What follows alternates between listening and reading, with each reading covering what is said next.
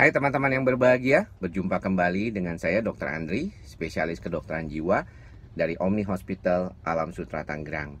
Di akhir minggu ini, saya ingin menekankan sekali lagi pentingnya terapi gangguan kejiwaan pada kondisi pasien yang berada dalam pengawasan dokter untuk pengobatan. Penting ya saya ingatkan bahwa jangan mencoba untuk mengobati diri sendiri dengan obat-obatan psikiatri. Walaupun mungkin sebagian dari obat-obatan tersebut bisa dibeli ya di online ya, tapi jangan sampai mengobati diri sendiri dengan obat-obatan psikiatri. Karena obat-obatan ini memerlukan pengawasan yang ketat dari dokter jiwa, dan kalau misalnya kita tidak mendapatkan pengawasan yang ketat dari dokter jiwa, maka hasil pengobatannya pun tidak akan optimal atau bahkan bisa membahayakan. Pada kesempatan ini saya ingin mencoba kembali mengingatkan tentang bagaimana kepatuhan berobat akan sangat bermanfaat untuk terapi jangka panjang maupun jangka pendek dari pasien-pasien yang mengalami gangguan kejiwaan. Saya tahu bahwa di antara kita penuh dengan stigma bahwa sebenarnya apakah perlu gangguan kejiwaan itu diterapi dengan obat. Banyak di antara kita mungkin masih ada stigma bahwa sebenarnya masalah gangguan jiwa itu kan tidak perlu menggunakan obat. Padahal kita tahu sendiri bahwa otak adalah sumber dari segala pikiran, perasaan, dan perilaku manusia. Kalau tidak ada otak, tidak ada perilaku dan perasaan serta pikiran manusia tersebut. Dan terapi obat sebenarnya adalah untuk menyeimbangkan sistem-sistem yang menjadi bermasalah ketika orang itu mengalami gangguan kejiwaan. Misalnya saja contohnya sistem serotonin yang berkaitan dengan depresi dan gangguan cemas. Sistem dopamin yang berkaitan dengan masalah gangguan kejiwaan psikotik atau skizofrenia paranoid. Hal ini yang seringkali tidak kita ingat pada saat terapi. Dan banyak diantaranya itu juga terkait dengan statistik dan referensi di dalam literatur yang ada, bahwa banyak di antara pasien-pasien yang mengatasi gangguan kejiwaannya dan datang ke dokter jiwa serta mendapatkan pengobatan tidak menyelesaikan pengobatannya sampai tuntas. Di dalam beberapa penelitian bahkan dikatakan di dalam 1 bulan pertama pengobatan saja beberapa pasien melepaskan obat tersebut. Inilah yang sering meningkatkan angka kekambuhan dari depresi maupun dari gangguan cemas. Banyak di antara masalah-masalah ini sebenarnya bisa kita atasi tanpa dengan pengobatan yang lama. Tetapi seringkali karena kondisinya tidak memenuhi pengobatan di jangka-jangka awal pasien pertama kali berobat menjadi bermasalah. Contohnya, pasien datang berobat karena gangguan cemas panik.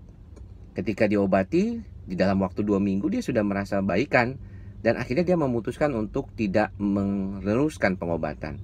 Biasanya kondisi seperti ini akan kambuh kembali di dalam 2-3 bulan ke depan, atau ada juga yang bisa sampai bertahan 1 tahun. Nah, ini yang seringkali menjadi masalah, karena ketika datang kembali gejalanya biasanya ya ada beberapa yang lebih berat daripada sebelumnya. Kita memahami bahwa obat bukan satu-satunya, tetapi terapi obat akan sangat membantu dalam proses awal bagaimana orang itu bisa mengatasi masalah-masalah yang berkaitan dengan gangguan kejiwaannya. Nah, saya tahu bahwa yang paling penting ketika berobat, kita memenuhi dulu targetnya.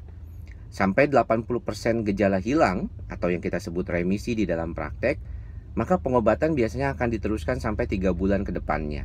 Jadi misalnya kalau Anda itu membaik gejalanya dalam waktu 1 bulan, maka lebih aman kalau obat itu diteruskan sampai 3 bulan ke depannya. Ini merupakan literatur atau guideline terbaru, di mana gejala-gejala depresi dan cemas sekarang ini lebih agresif ya diobatinya, dan diawali dengan pengobatan dari 10 hari pertama, 2 minggu pertama, dilihat apakah cocok dengan obat tersebut.